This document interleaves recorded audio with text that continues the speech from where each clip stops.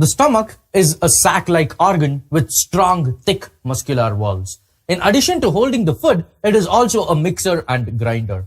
The stomach secretes acid and powerful enzymes that continue the process of breaking down food.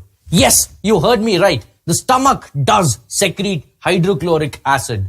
Does this acid not burn the stomach? Yes, it would have if it was not for this wonderful, slimy mucus. This mucus protects the stomach lining from being attacked by these acids that are used during digestion.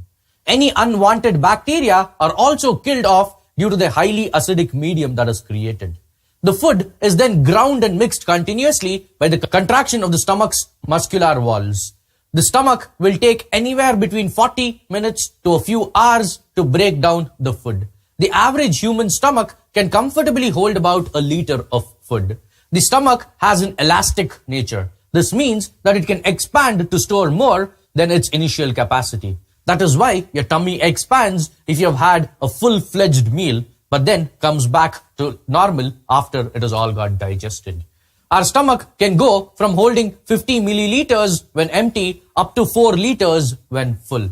But you usually top out at around 1 to 1.5 liters, the point at which most people are comfortably satisfied.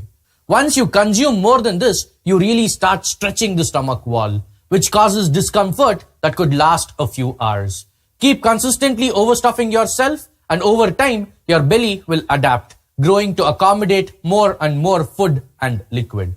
If you eat 2 liters per meal regularly, you might feel miserable the first few times. But after several months, your stomach muscles will eventually stretch out, meaning you will need even more food to feel full.